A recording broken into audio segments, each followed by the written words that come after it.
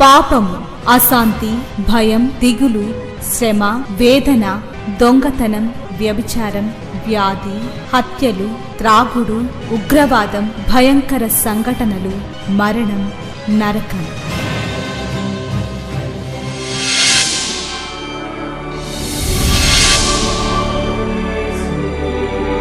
సిలువలోనే పాప క్షమాపణ, పరిశుద్ధ జీవితం, ప్రేమ, వాక్య ధ్యానము, నెమ్మది, సహవాసం, నిత్య జీవం.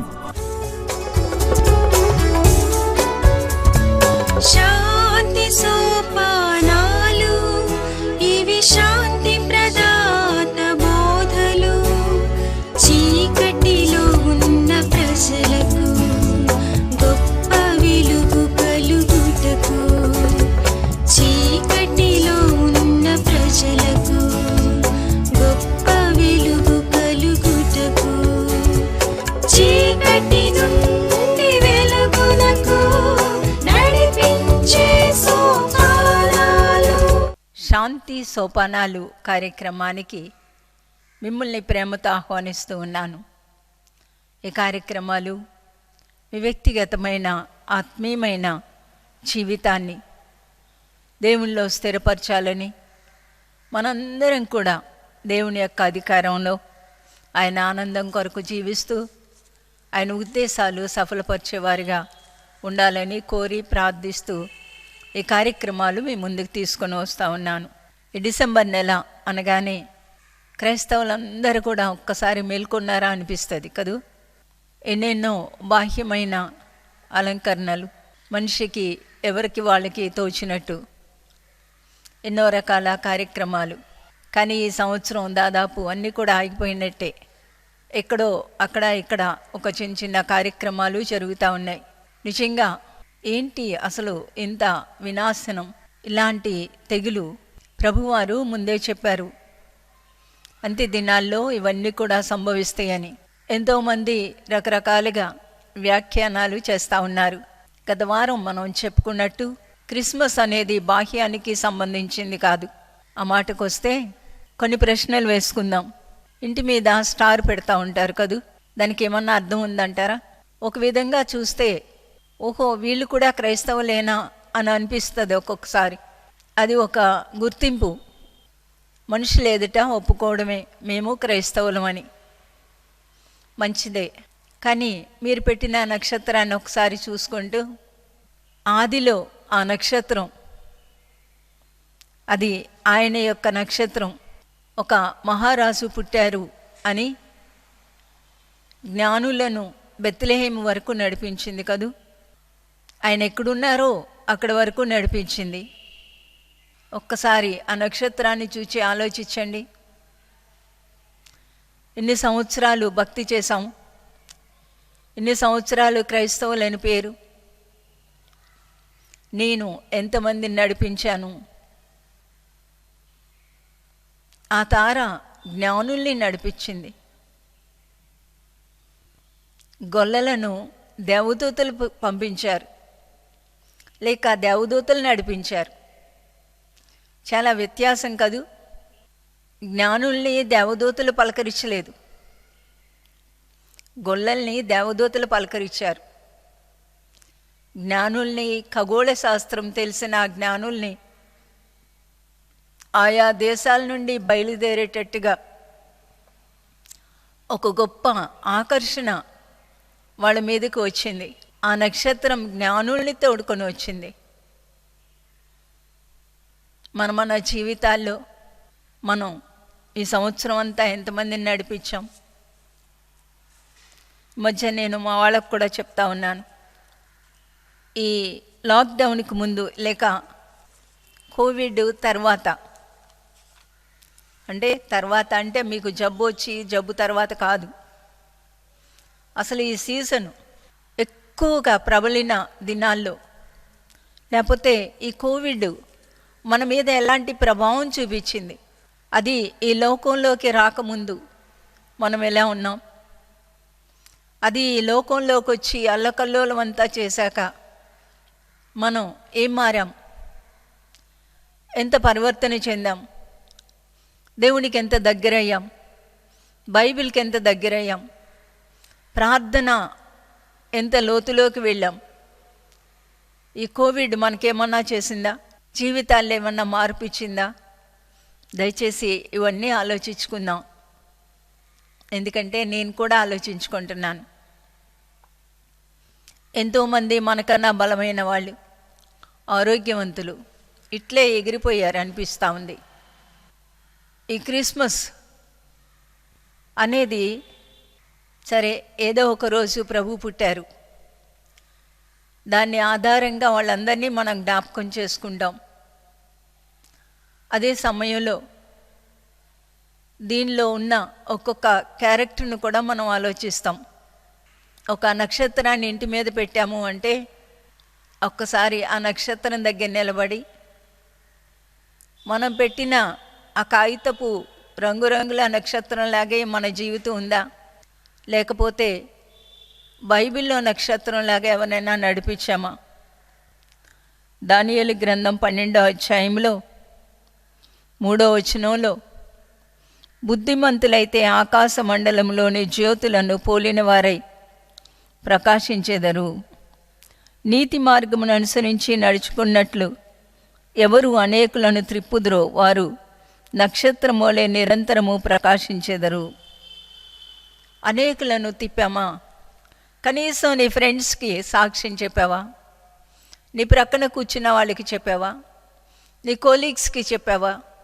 క్రిస్మస్లో ఉన్న అర్థం ఏంటో ఇతరులకి మనం ఏమన్నా వివరించామా? ఇది మొదటి ప్రశ్న.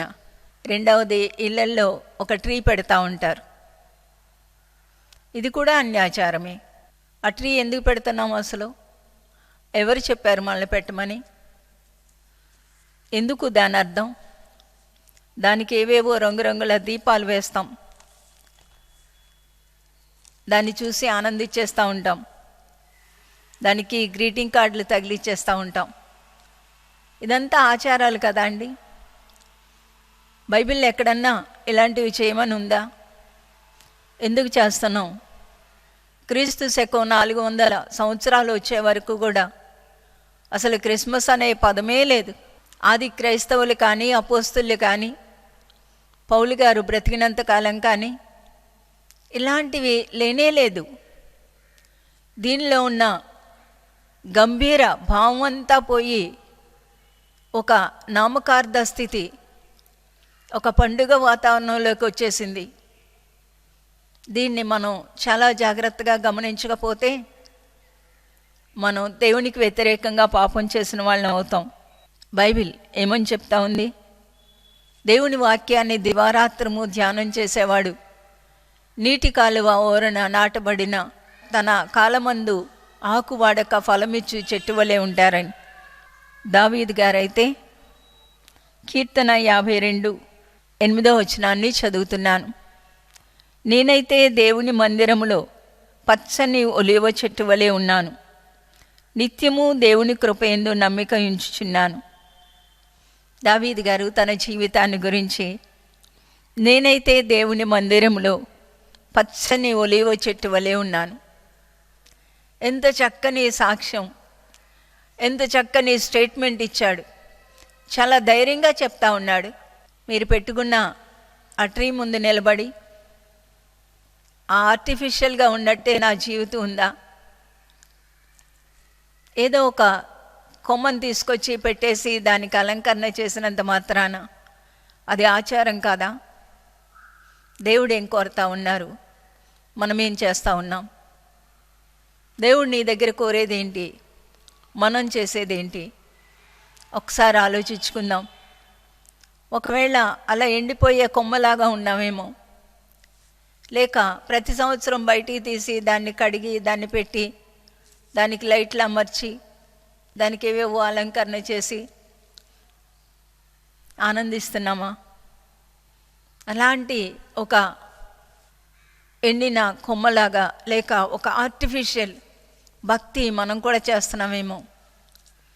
ఆ చెట్టులాగా నేను కూడా ఉన్నానా అని ఒక్క ప్రశ్న వేసుకోండి. మూడో విషయం, ఇది చాలా బాధాకరమైన విషయం. సెంట్ నికోలస్ అనే ఒక మహాభక్తుడు.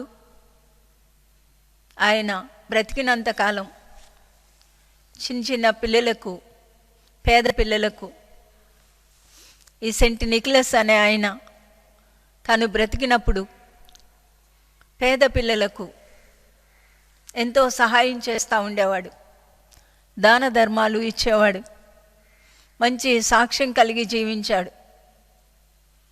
కానీ రాను రాను ఆయన్ను శాంటా క్లాస్ చేశారు. మరి ఇంత దౌర్భాగ్యమైన పరిస్థితి క్రైస్తవంలోకి ఎలా చొచ్చుకొని వచ్చిందో తెలియదు. 1800 శతాబ్దం వచ్చేసరికి ఇతను, ఈ నికోలస్ అనే ఆయన శాంటా క్లాస్గా మార్పు చెందాడు. బహుశా ఇలాంటి బట్టలు వేసుకొని ఉండుంటాడు అని ఒక అతను, మరి ఎందుకు అతను అలాగా ఆలోచించాడో తెలీదు, ఒక డ్రెస్అప్ ఇచ్చాడు, ఓ డ్రెస్ కోడ్ ఇచ్చాడు. ఈ రోజుల్లో మరింత దారుణం అయిపోయింది.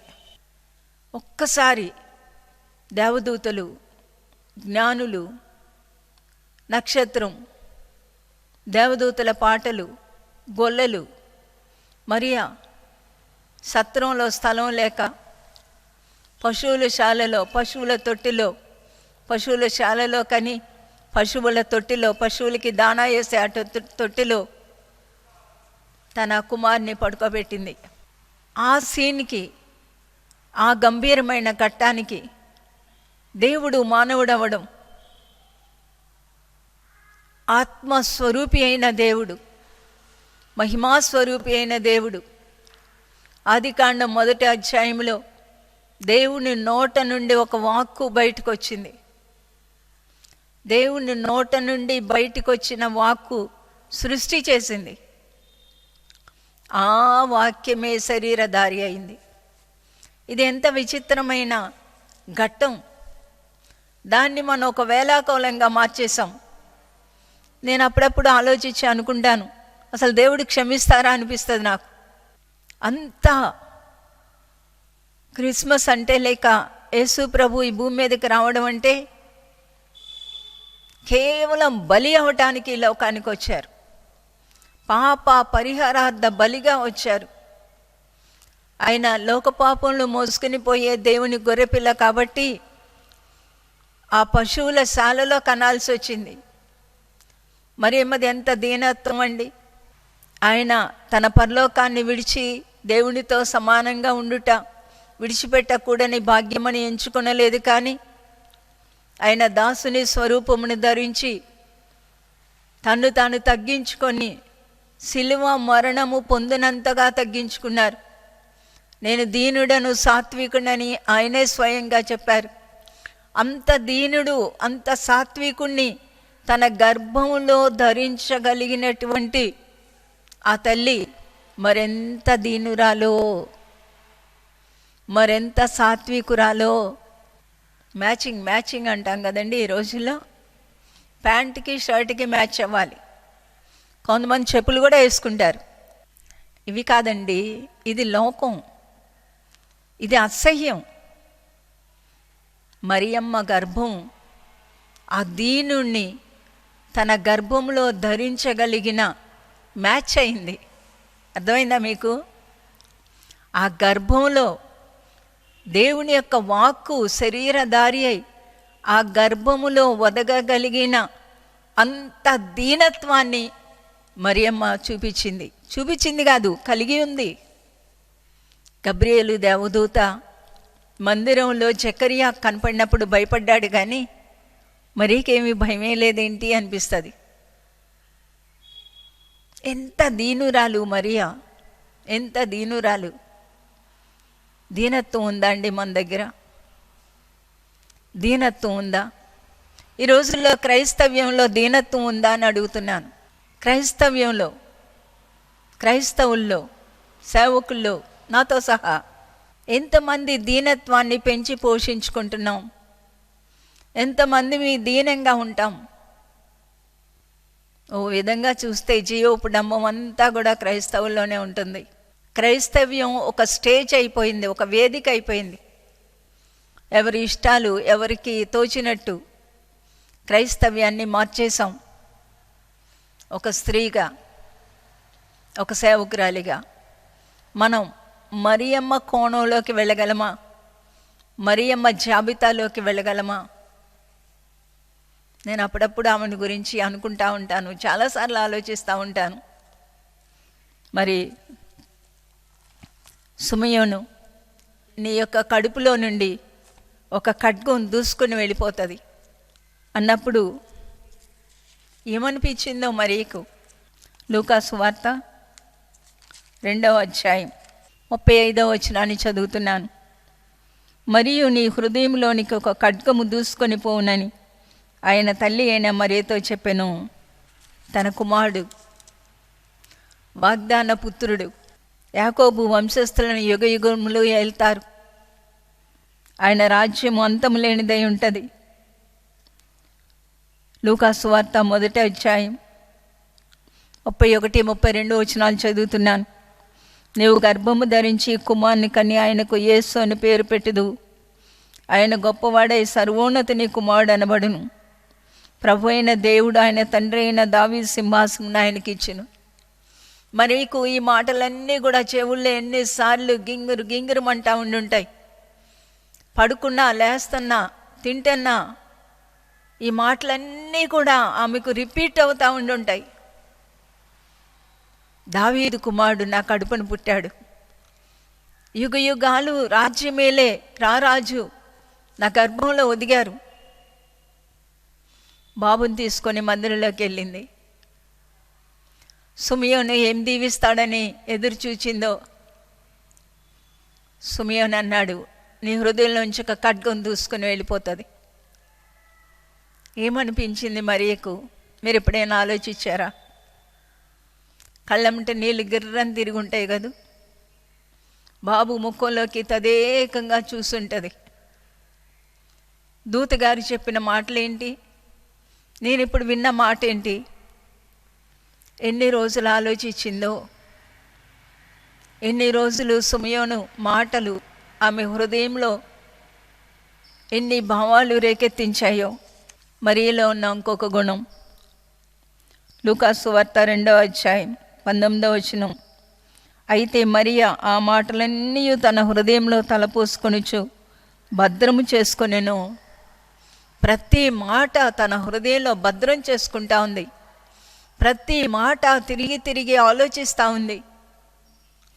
ఆమె ఎలిజబెత్ దగ్గరికి వెళ్ళినప్పుడు ఎలిజబెత్ చెప్పిన ప్రవచనం, మరియ కూడా వెనువెంటనే చెప్పిన ప్రవచనం, దూత చెప్పిన మాటలు, యేసేపు చెప్పిన సాక్ష్యం, దేవుని దూత నాకు కల్లో కనపడి నిన్ను చేర్చుకోమన్నారు, లేకపోతే నిన్ను వదిలేద్దాం అనుకున్నాను.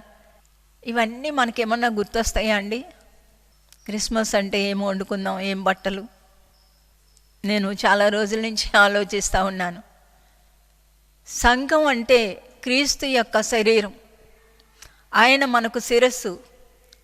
మన చిటికిన వేలికి దెబ్బ తగిలినా మన శరీరం అంతా కూడా అమ్మా అంటాం. ఒక్కసారి ఓ చేతికి చెయ్యి ఇరిగింది అనుకోండి, ఒళ్ళంతా నొప్పే. ఆ బాధ మొత్తం శరీరం అనుభవిస్తుంది. గిలగిలగిల్లాడిపోతూ ఉంటాం. సంఘంలో ఒక వ్యక్తివేనా మనం? క్రీస్తు శరీరంలో ఒక వ్యక్తివేనా మనం? అలా పంచుకుంటున్నామా క్రైస్తవ్యంలో బాధలు?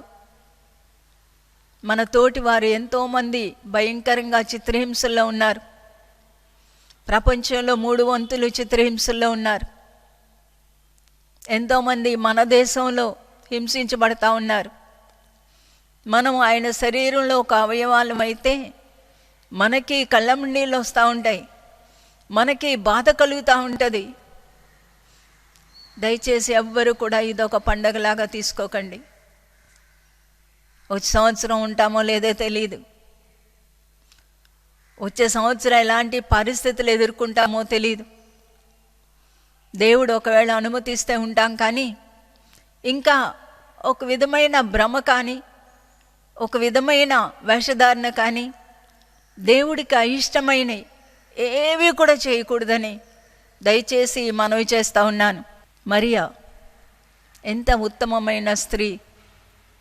ప్రతి ఇల్లాలు, ప్రతి స్త్రీ ఈ రీతిగా బ్రతకగలిగితే ఎంత బాగుంటుంది. నేను ఉదయం ఆలోచిస్తూ ఉన్నాను. వారు కానా పెండ్లి విందుకు వెళ్ళినప్పుడు ఆ వివాహంలో బాబు వాళ్ళకి ద్రాక్షారసం అయిపోయింది అని చెప్పింది ఆ తల్లి. అమ్మా నా సమయం ఇంకా రాలేదన్నాడు. అంటే నువ్వు దావీదు కుమారుడు కదా, దేవుని చేత వాగ్దానం చేయబడిన వాడు కదా, మరి ఇంట్లో చిన్న చిన్న అద్భుతాలు చేసేవాడేమో ఆయన. మరి నమ్మింది, ఆయన ద్రాక్షారసం పుట్టించగలడని నమ్మింది. నిజంగా నీళ్ళు ద్రాక్షారసంగా మారాక ఎక్కువ ఆనందించిన వ్యక్తి ఎవరు అనుకుంటున్నారు మీరు? పెళ్ళికొడుకు పెళ్ళికూతురా? విందు ప్రధాన? నేను అనుకుంటాను మరియా. పొంగిపోయి ఉంటుంది. తనకి చెప్పుకోవడానికి కూడా ఎవరూ లేరు. పిల్లలతో సహా ఎల్లుంటుందేమో పెళ్ళికి, ఎందుకంటే వాళ్ళు బంధువులని మనకు అర్థమవుతా ఉంది. ఎంతమంది చర్చించుకున్నారో, ఎంతమంది నీళ్లు ద్రాక్షారసం అవడానికి గురించి మాట్లాడుకున్నారో. అందరు మాట్లాడుకున్న తల్లి మరియా ఆనందం వేరు. ఎలా ఆనందిస్తున్నాం మనం దేవునిలో. ఆయన అద్భుతాలు మనం విన్నప్పుడు ఎలాంటి ఆనందం వస్తూ ఉంది. ఆమె హృదయంలో ఒక ఖడ్గం దూసుకొని పోయింది, మాటి మాటికి దూసుకొని వెళ్ళేది. ఆయన బయల్జెబూల వలన దెయ్యాలు వెళ్ళగొడుతున్నాడు అని అన్నప్పుడు ఎంత గాయపడి ఉంటుంది. ఆ కుటుంబీకులు ఈయనకి మతి చెల్లించింది అన్నప్పుడు అటు వాళ్ళకి చెప్పలేక, ఇటు ప్రభువు ప్రేమను తట్టుకోలేక ఎంత గాయపడి ఉండుంటుంది. మేము వ్యభిచారం వల్ల పుట్టలేదు అని ఆయన నిందించారు అని తెలిసి ఎంత గాయపడి ఉండుంటుంది. ఆఖరికి సిలువ దగ్గర నిలబడగలిగింది. ఒక్కసారి మాత్రమే ఖడ్గం దూయటం కాదు, ఆ ఖడ్గం ఆమెలో ఉండిపోయి ఇంకా లోపలికి, ఇంకా లోపలికి, ఇంకా లోపలికి. ఎంత ధైర్యం కలిగిన స్త్రీ, ఎంత దీనమైన స్త్రీ. చాలా ధైర్యంగా అక్కడ నిలబడింది. అప్పటికి కానీ ఆమెకు అర్థమై ఉండదు ఆ పాప పరిహారార్థ బలిని గురించి. ఒకవేళ తల్లికి వర్ణించి ఉండుంటారేమో ప్రభువారు. ఆయన ఎందుకు వచ్చారో తల్లి దగ్గర కూర్చొని తప్పకుండా వివరించి ఉంటారు అనుకుంటా ఉన్నాను నేను. అలాంటి గాయాలు పొందుతూ ఆయన్ను తన యొక్క గర్భంలో ధరించి పెంచిన మరియా ధన్యురాలు. అయితే బైబిల్లో ఒక వాక్యం ఎప్పుడూ కూడా నాకు చాలా ఆదరణగాను సవాలుగాను ఉంటుంది. లూకాసు వార్త 11వ అధ్యాయంలో 27వ వచనం. ఆయన ఈ మాటలు చెప్పుచుండగా ఆ సమూహంలో ఉన్న ఒక స్త్రీ ఆయన్ని చూచి, నిన్ను మోసిన గర్భమును నీవు కుడిచిన స్తనములను ధన్యములైనవన్నీ కేకలు వేసి చెప్పగా, ఆయన అవును కానీ దేవుని వాక్యం విని దాన్ని గైకొనువారు మరి ధన్యులని చెప్పెను. దేవుని వాక్య ప్రకారం జీవించేవాళ్ళు మరి ధన్యులు. మరియా శరీరానుసారంగా ప్రభువుని బయటికి తెచ్చింది. మనం పునరుద్ధానుడైన యేసుని మన జీవితాల్లో ఆ పునరుద్ధాన శక్తిని అనుభవిస్తూ, మారు మనసు అనుభవాన్ని అనుభవిస్తూ, ఆయనలో మనం ఆనందిస్తూ, వాక్యంలో ఆనందిస్తూ, ఆయన్ను ఇతరులకు పరిచయం చేయగలిగే హక్కు దేవుడు మనకిచ్చారు. పునరుద్ధానుడైన యేసుని మన హృదయాల్లో కలిగి, మన జీవితాల్లో కలిగి ఆయన చూపించగలిగిన ఒక ధన్యత దేవుడు మనకిచ్చారు. కాబట్టి తల్లి మరియకి ఇచ్చిన ధన్యత వేరు, నీకు నాకు ఇచ్చిన ధన్యత వేరు. దేవుడు మనకిచ్చిన ధన్యతలో నిలబడుతూ ఈ నామకార్థమైనవి, బాహ్యమైనవి, దేవునికి అయిష్టమైనవి, దేవుడు కోరనివి అన్నీ కూడా బయటికి విసర్జిస్తూ దేవుని కొరకు జీవించడానికి దేవుడు సహాయం చేయనుగాక. ఈ 18వ తారీఖు అందరం కూడా ప్రార్థన చేసుకోవాలని పోయినసారి మనం చెప్పుకున్నాం. 11 నుంచి 3 వరకు మరొకసారి జ్ఞాపకం చేస్తూ ఉన్నాను. తప్పకుండా మీ సంఘాల్లో దైవజనులు మనందరం కూడా కలిసి ఈ ప్రపంచం కొరకు ప్రార్థనలో అద్భుతాలు జరిగితే మనకు తెలుసు. ప్రార్థన పరిస్థితులు మారుస్తుందని తెలుసు. కాబట్టి అందరం కూడా ఏకాత్మతో ఏక మనసుతో 11 నుంచి 3 వరకు కూడా ప్రార్థనలో ఉందాం. ఒకవేళ మీ దైవజనులు ఇలాంటి వాటికి ప్రోత్సహించకపోతే మీరు విశ్వాసిగా దయచేసి మీ పనులన్నీ ముగించుకొని 11 నుంచి 3 వరకు ప్రార్థనలో ఉండమని మనవి చేస్తూ ఉన్నాను. ఈ బాహ్యమైనవి ఏవి కూడా జరగకుండా మనం అందరం కూడా జాగ్రత్త పడదాం. దేవునికి వ్యతిరేకమైనవి, వ్యర్థమైనవి ఏవి కూడా జరగకుండా జాగ్రత్త పడదాం. ప్రార్థన చేసుకుందాం. ప్రేమ కలిగిన మా ప్రియమైన పరలోకపు తండ్రి, మా కొరకు దీనుడిగా ఈ లోకానికి వచ్చిన ప్రభువా మీకు వందనాలు. మీరు రాకపోతే మాకు పాప క్షమాపణే లేదు తండ్రి. మీరు చేసిన ఆ గొప్ప త్యాగాన్ని, ఆ అనంతమైన ప్రేమను ప్రతి ఒక్కరూ అర్థం చేసుకోవడానికి సహాయం చేయండి.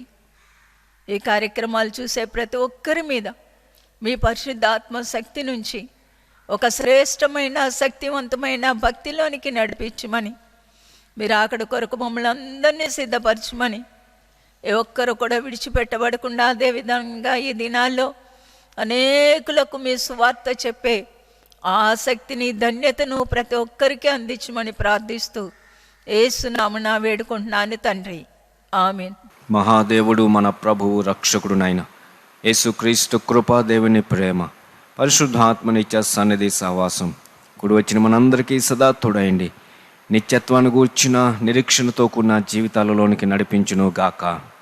ఆమేన్. ఆయన ప్రేమలో ఆనందాన్ని, ఆయనకున్న ఆ కృపను అర్థం చేసుకొని ఆయన కొరకు జీవించడానికి దేవుడు మనకి సహాయం చేయనుగాక. ఆమేన్. శ్రీమతి జాయ్ శామ్ బెన్నీ గారి సాహిత్య పరిచర్య దేవుని కృపను బట్టి 1983లో ప్రారంభమై తాను బలపడుతూ అనేకులను బలపరుస్తూ ఎన్నో పుస్తకములను తర్జుమా చేశారు. 1983లో 4వ కోణము మొదటి భాగము వెలుపలకి వచ్చింది. ఆ పిదప వరుసగా జీవిత సమస్యలకు పరిష్కారము, ప్రార్థన ఉజ్జీవమునకు తాళపు చెవి, 4వ కోణము 2వ భాగము నేనే ఎందుకు శ్రమపడాలి, ప్రార్థనా నమూనాలు, విశ్వాసములో ముందడుగు, పరిశుద్ధాత్మ నా జ్యేష్ఠ భాగ్యస్వామి, యేసుతో ప్రార్థించుట అనే పుస్తకములు ఆమె తర్జుమా చేశారు. అంతేకాకుండా ఆమె కలములో నుండి బైబిల్లో ఒక్కొక్క స్త్రీని జ్ఞాపకము చేస్తూ బాధల్లోనూ అనారోగ్యంలో కృంగిపోకుండా ధైర్యంతో విజయవంతముగా దేవుని కొరకు నిలబడుతూ అనేక పుస్తకములు రచించారు. ప్రభు కొరకు ప్రకాశించిన వనితలు, విప్లవ వనితలు, ప్రార్థనా వనితలు, సాహస వనితలు, విశ్వాస వనితలు మొదటి భాగము, 2వ భాగము, ఆదర్శ వనితలు, స్తుతి జ్వాల, క్రిస్మస్ ఎలా వచ్చింది మరియు చిన్నారులకు యవనస్తులకు నాటిక పుస్తకములు 4 భాగములు. బైబిల్లో మరుగున మెరిసిన స్త్రీలు అనేక మంది ఉన్నారు. వారిని గూర్చిన రచన మరుగున మెరిసిన వనితలు. శ్రీమతి జాయ్ శామ్ బెన్నీ గారి వ్యక్తిగత సాక్ష్యము, పిలుపును గూర్చిన క్రొత్త పుస్తకము అడవి మల్లె. ప్రార్థన ఎలా చేసుకోవాలి, తమ స్థానమును కోల్పోయిన వనితలు, మన దేశములో నమ్మకమైన పరిచర్య చేసిన అనేక మంది మిషనరీ జీవిత చరిత్రలను ఉద్దేశించి రచింపబడిన మిషన్ ధ్యానములు, ఇవి తెలుగులోను ఇంగ్లీష్లోను మీకు లభించును. ఈ పుస్తకములన్నీ క్రైస్తవ బుక్ స్టాల్స్లో లభించును. వీటిని చదివి మీరు ఆత్మీయంగా బలపడాలని ఆశిస్తున్నాము. ఆయన చిత్తము జరిగిద్దాం, ఆయన విజయం సాధిద్దాం. Let his will be done, let his victory be won. My address, Srimati Joy Sam Benny, Emmanuel Church, 1-146 S. Achutapuram, Kakinada 4.